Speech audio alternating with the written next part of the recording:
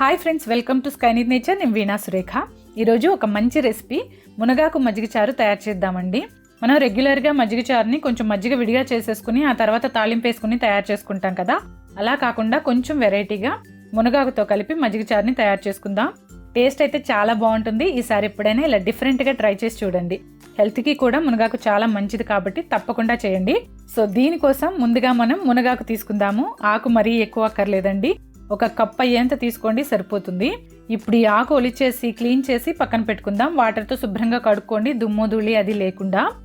ఇప్పుడు ఒక బౌల్లోకి పెరుగు తీసుకోండి. ఇక్కడైతే నేను 5 పెద్ద స్పూన్ల పెరుగు తీసుకున్నాను అనమాట. చూసారు కదా, గడ్డ పెరుగు వేస్తున్నాను. ఇప్పుడు దీన్ని తరకలు లేకుండా బీట్ చేసి పక్కన పెట్టుకోండి.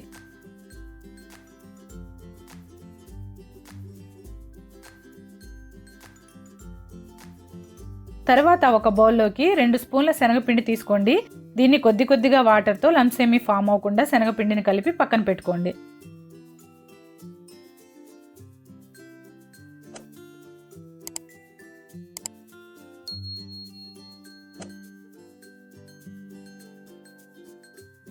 ఇప్పుడు ఈ శనగపిండి మిశ్రమాన్ని పెరుగులో వేసేసి వాటర్ యాడ్ చేసుకుంటూ మజ్జిగలాగా చేసి పెట్టుకోండి. తర్వాత దీన్ని తాలింపు వేసేసుకుందాము. స్టవ్ మీద కడాయి పెట్టుకుని అందులో 2 స్పూన్ల ఆయిల్ వేసేసి అందులోకి తాలింపు కోసం ఆవాలు, జీలకర్ర, తర్వాత తరిగి పెట్టుకున్న అల్లం కొద్దిగా వేస్తున్నాను. ఆ తర్వాత 2 పచ్చిమిర్చి తరిగిన ముక్కలు, 2 ఎండుమిరపకాయలని కూడా కట్ చేసేసి వేసుకోండి. ఇవి కొద్దిగా వేగిన తర్వాత కడిగి పెట్టుకున్న మునగాకు ఉంది కదా, ఇందులో దాన్ని వేసేసి 1 నిమిషం పాటు ఫ్రై చేయండి.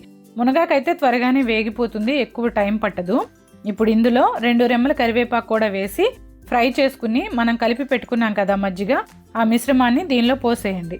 మజ్జిగ వేసేసిన తర్వాత కలుపుతూ ఉడకబెట్టండి.